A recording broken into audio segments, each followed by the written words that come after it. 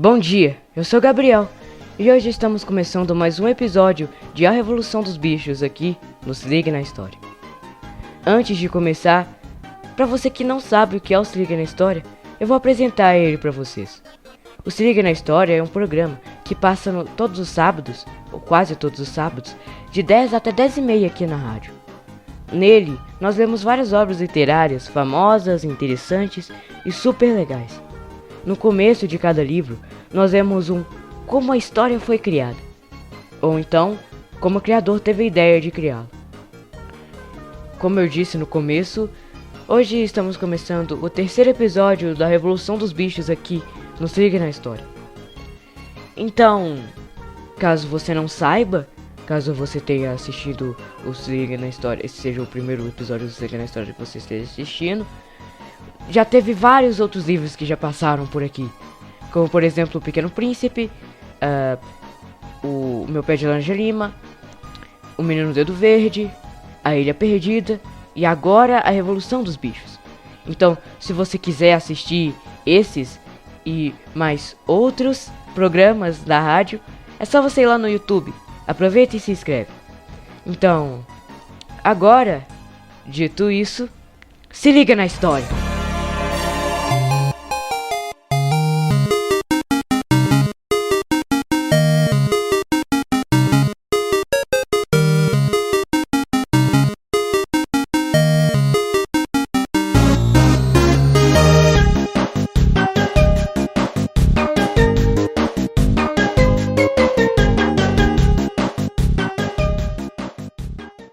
A Revolução dos Bichos, Parte 3.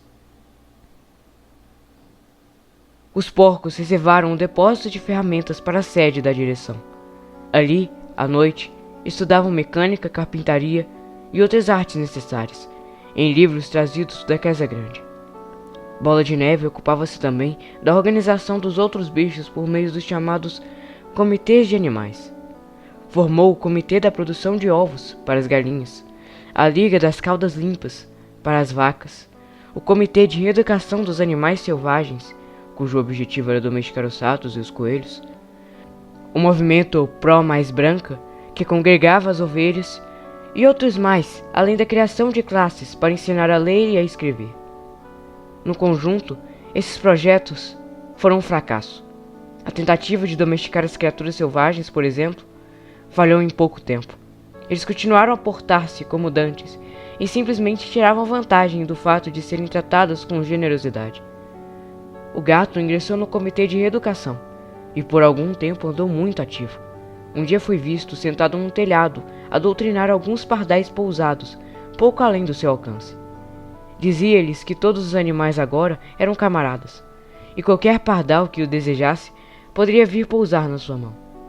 Mas os pardais preferiam ficar de longe.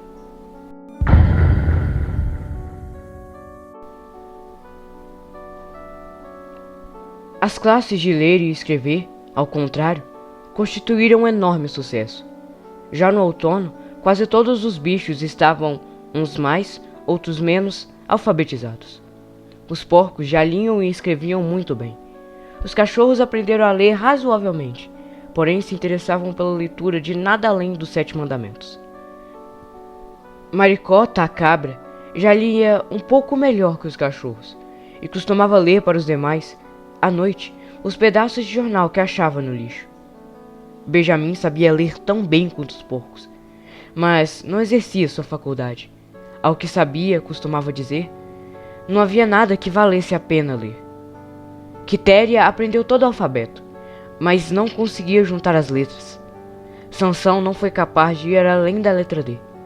Desenhava na areia com a pata as letras A, B, C, D e ficava olhando com as orelhas murchas, às vezes sacudindo o topete, tentando com todas as suas forças lembrar-se do que vinha depois, inutilmente.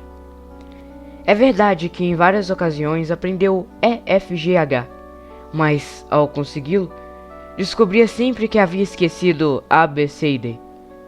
Afinal, decidiu contentar-se com as 4 primeiras letras e costumava escrevê-las 1 ou 2 vezes por dia, a fim de refrescar a memória. Mimosa recusou-se a aprender mais do que as 6 letras que compunham seu nome. Formava-as bem certinhas, com pedaços de ramos, enfeitava um conjunto com 1 ou 2 flores e ficava andando à volta, a admirá-las. Nenhum dos outros animais da granja chegou além da letra A. Notou-se também que os mais estúpidos, tais como as ovelhas, as galinhas e os patos, eram incapazes de aprender de cor os 7 mandamentos. Depois de muito pensar, Bola de Neve declarou que, na verdade, os 7 mandamentos podiam ser condensados numa única máxima, que era 4 pernas bom, 2 pernas ruim. Aí se continha, segundo ele, o princípio essencial do animalismo. Quem o seguisse firmemente estaria a salvo das influências humanas. A princípio, os pássaros fizeram objeção, pois lhe parecia que estavam no caso das 2 pernas. Porém, Bola de Neve provou que tal não acontecia. A asa de uma ave, camaradas, é um órgão de propulsão e não de manipulação. Deveria ser olhada mais como uma perna. O que distingue o homem é a mão, um instrumento com que perpetra toda a sua maldade. As aves não compreenderam as palavras de Bola de Neve, mas aceitaram a explicação. E os bichos mais modestos dedicaram a aprender-se de cor a nova máxima: 4 pernas bom, 2 pernas ruim. E que foi escrita na parede no fundo do celeiro, acima dos 7 mandamentos, e com letras bem maiores. Depois que conseguiram decorá-la, as ovelhas tomaram-se de uma enorme predileção por essa máxima. E frequentemente, deitadas na relva, ficavam a balir: 4 pernas bom, 2 pernas ruim, 4 pernas bom, 2 pernas ruim, durante horas a fio. Napoleão não tomou interesse algum pelos comitês de Bola de Neve. Dizia que a educação dos jovens era mais importante do que qualquer coisa em favor dos adultos. Aconteceu que Lulu e Ferrabás deram cria, logo após a colheita do feno, a 9 robustos cachorrinhos. E tão logo foram desmamados. Napoleão disse que ele próprio se responsabilizaria por sua educação. Levou-os para um sótão que só podia ser atingido pela escada do depósito e os manteve em tal reclusão que o resto da fazenda logo se esqueceu de sua existência. O mistério do leite logo se esclareceu. Era misturado à comida dos porcos. As maçãs estavam amadurecendo e a grama do pomar cobria-se de frutas derramadas pelo vento. Os bichos tinham como certo que as frutas deveriam ser distribuídas equivalentemente a todos os animais. Certo dia, porém, chegou a ordem para que todas as frutas caídas fossem recolhidas e levadas ao depósito das ferramentas para o consumo dos porcos. Alguns bichos murmuraram a respeito, mas foi algo inútil. Os porcos estavam todos de acordo sobre esse ponto. Até mesmo Bola de Neve e Napoleão. Garganta foi enviado aos outros para dar explicações. Camaradas! Gritou. Não imaginais, suponho, que nós, os porcos, fazemos isso por espírito de egoísmo e privilégio. Muitos de nós até nem gostamos de leite de maçã. Eu, por exemplo, não gosto. Nosso único objetivo ao ingerir essas coisas é preservar a nossa saúde. O leite e a maçã está provado pela ciência, camaradas. Contém substâncias absolutamente necessárias à saúde dos porcos. Nós, porcos, somos trabalhadores intelectuais. A organização e a direção desta granja repousam sobre nós, porcos. Dia e noite velamos por vosso bem-estar. É por vossa causa que bebemos aquele leite e comemos aquelas maçãs. Sabeis o que sucederia se os porcos falhassem em sua missão? Jones voltaria! Jones voltaria com toda certeza, camaradas! Gritou Garganta, quase suplicante, dando pulinhos de um lado para o outro e sacudindo o rabicho. Com toda certeza, não há dentre vós quem queira a volta de Jones!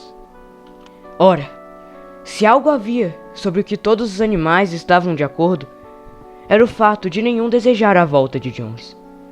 Quando o assunto lhes foi posto sobre essa luz, não tiveram mais o que dizer. A importância de manter a boa saúde dos porcos tornou-se óbvia. Foi, portanto, resolvido, sem mais discussões, que o leite e as maçãs caídas seriam reservadas para os porcos.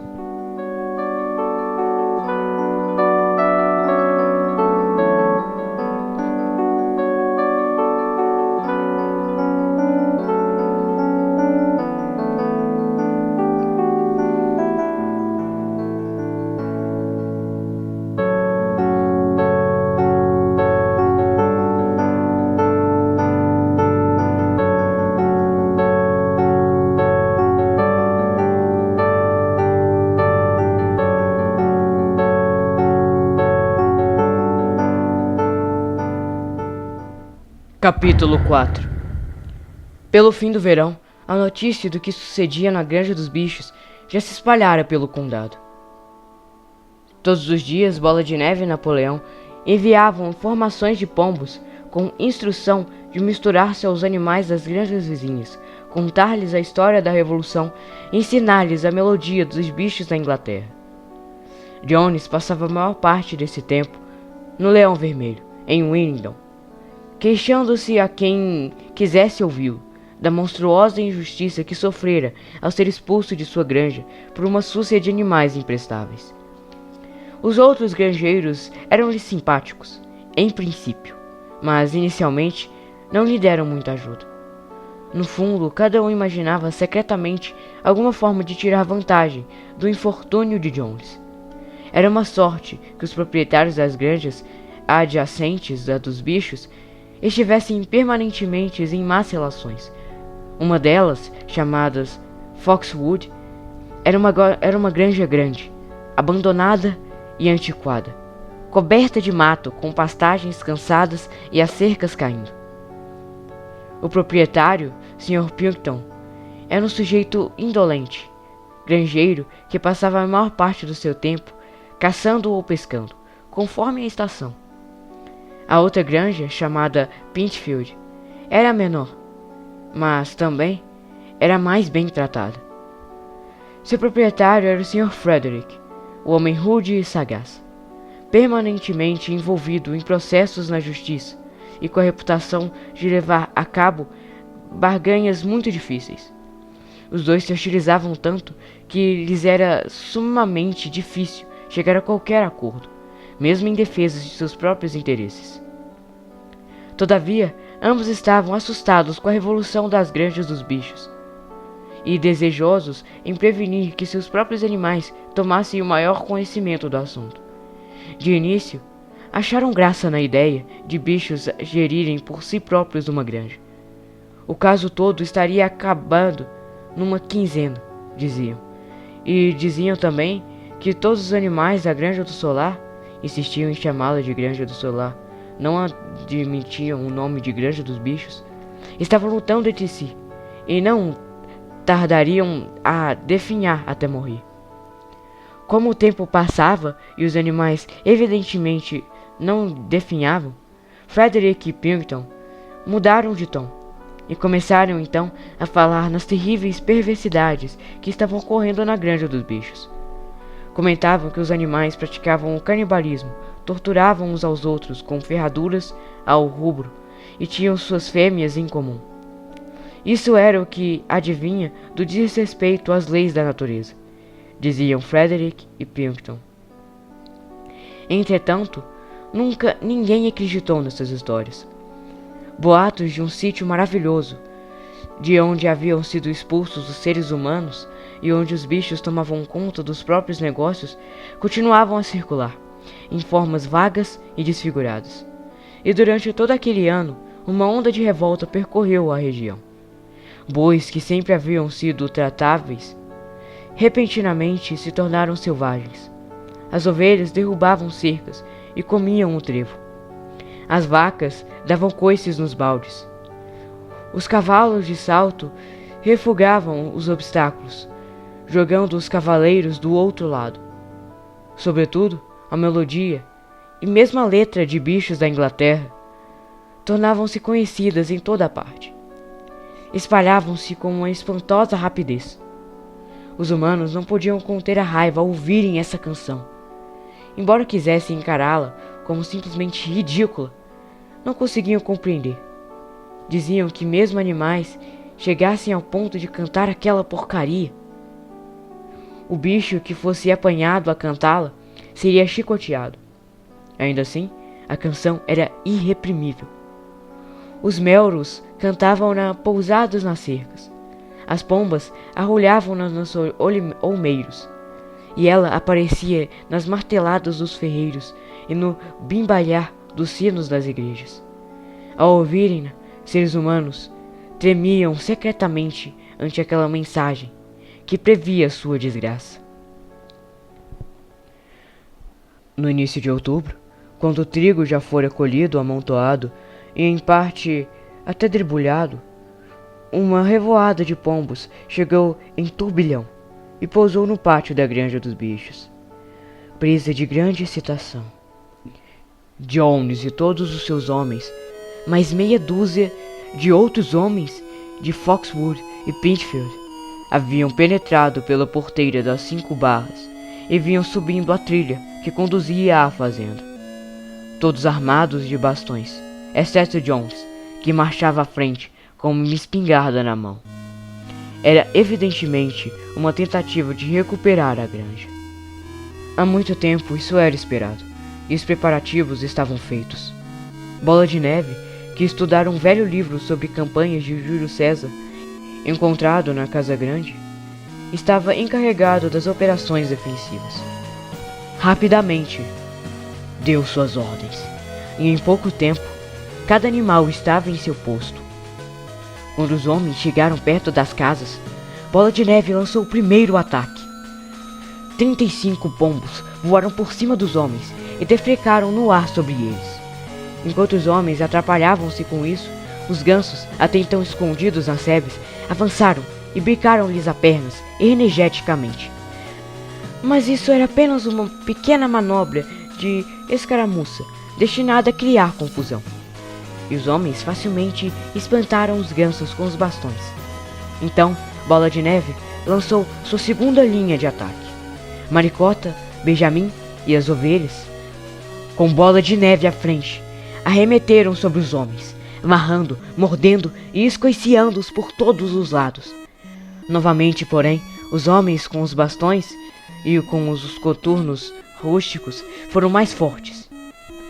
E de repente, a um guincho de Bola de Neve, que era o sinal para bater em retirada, todos os bichos volveram à frente e fugiram para dentro do pátio, através do portão. Os homens soltaram um brado de triunfo. Viram tal como haviam imaginado, e com seus inimigos em fuga, lançaram-se no encalço, desordenadamente. Era justamente o que Bola de Neve desejava. Tão logo eles entraram no pátio, os 3 cavalos, as 3 vacas e o restante dos porcos, que estavam emboscados atrás do estábulo. Surgiram-lhes de inópio a retaguarda, cortando a retirada. Bola de Neve deu o sinal de carga. Ele próprio correu na direção de Jones. Vendo-o, Jones levantou a arma e atirou. Os projetos abriram riscos sangrentos no dorso de Bola de Neve, e uma ovelha caiu morta. Sem titubear um só instante, Bola de Neve lançou seus 100 quilos contra as pernas de Jones. O homem foi jogado sobre um monte de esterco, e a arma voou-lhe das mãos. Porém, o espetáculo mais terrível entre tudo era Sansão, erguendo-se nos posteriores e dando manotaços com seus cascos ferrados, feito um garanhão. Logo ao primeiro golpe, atingiu o crânio de um cavalariço de Foxwood, prostrando-o sem vida na lama. Ante isso, vários homens largaram os bastões e tentaram correr. O pânico tomou conta deles, e em poucos momentos os animais os caçavam em volta do pátio. Foram chifrados, batidos, mordidos e atropelados. Não houve bicho da granja que não tirasse desforra, cada um à sua moda. Até o gato inesperadamente saltou de um telhado sobre as costas de um peão, cravando-lhe as unhas do pescoço. fazendo o homem dar um berro de dor. Em dado momento, desimpedida a saída dos homens, conseguiram fugir do pátio e correram desabadamente rumo à estrada principal. E assim, poucos minutos após a invasão, batiam em vergonhosa retirada pelo mesmo caminho da vinda, com uma multidão de gansos no seu encalço, brincando-lhes as pernas, sem piedade.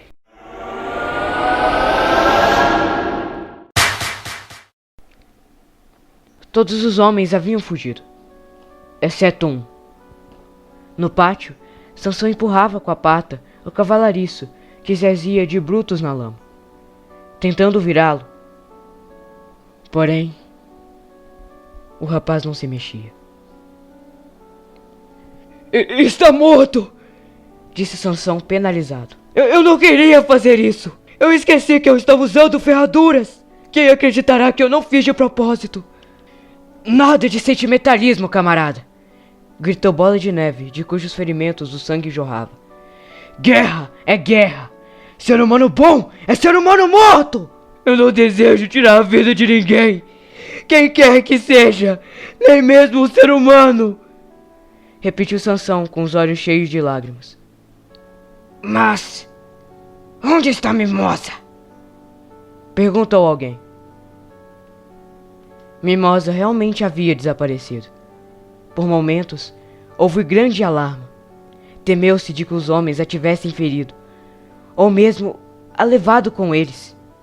Por fim, foi encontrada em sua própria baia, com a cabeça escondida no feno. Havia fugido no momento do tiro da espingarda, e quando voltaram, após encontrá-la, foi para descobrir que o cavalariço, que na verdade havia apenas desmaiado, já voltara e desaparecera. Os bichos, então, tornaram a reunir-se, presas à maior excitação, cada qual narrando suas façanhas na batalha, com a voz mais alta que conseguia. Uma celebração de improviso realizou-se imediatamente. A bandeira foi hasteada e cantaram as bichas da Inglaterra muitas vezes. Depois a ovelha morta recebeu funerais solenes, sendo plantado em seu túmulo um ramo de espinheiro.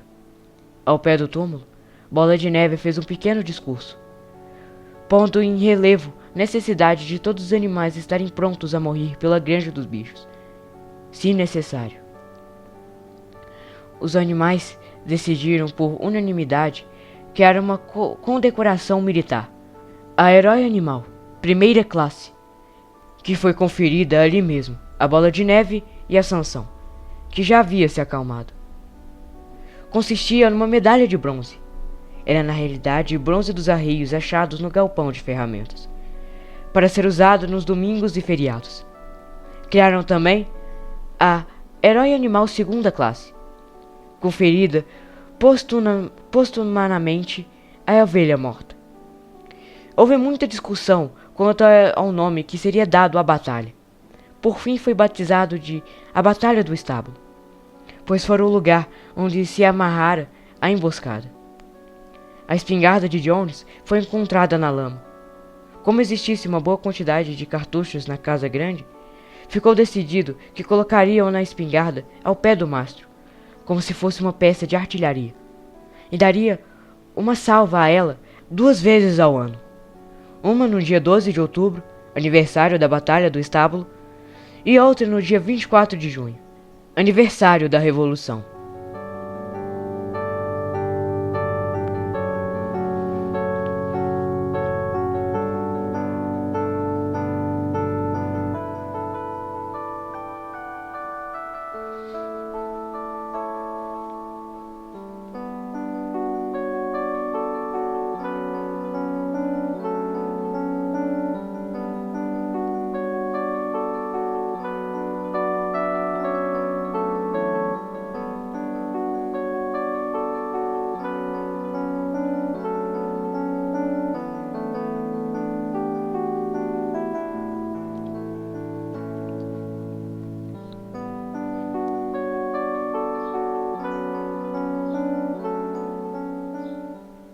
Capítulo 5.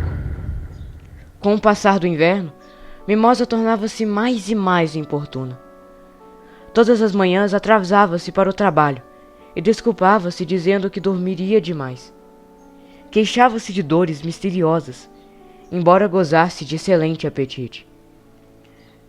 A qualquer pretexto largava o trabalho e ia para o açude, à beira, do qual permanecia admirando sua própria imagem refletida nas águas. Corria também boatos da maior seriedade. Um dia, quando Mimosa entrou no pátio, toda contente, sacudindo a cauda e mascando um talo de feno, Quitéria abordou-a. Mimosa, disse ela, tenho um assunto muito sério para falhar-lhe. Hoje de manhã eu a vi olhando por cima da sebe que separa a granja de Foxwood. Do outro lado estavam dos empregados do Sr. Pilkington. Ele, embora eu estivesse longe, tenho certeza que vi isso. Falava com você e fazia festas em seu focinho.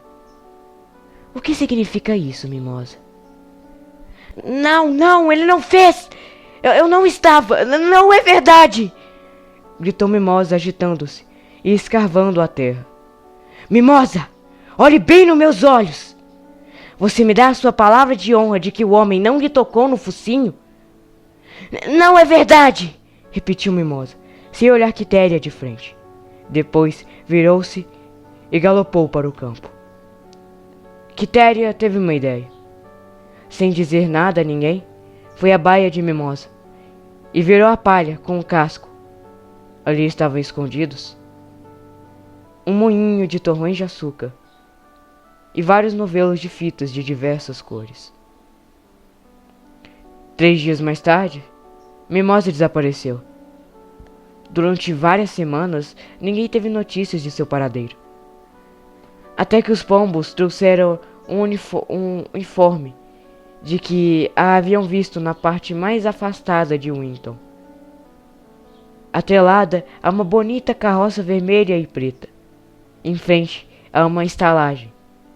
Um homem gordo, de rosto vermelho, calça xadrez e polaina, com todo tipo de estalarejadeiro, dava-lhe pancadinhas no focinho e a oferecia torrões de açúcar. Seu pelo fora recentemente raquesteado e ela usava uma fita escarlate no topete. Parecia muito satisfeita, segundo disseram os pombos. Os bichos nunca mais ouviram falar em Mimosa.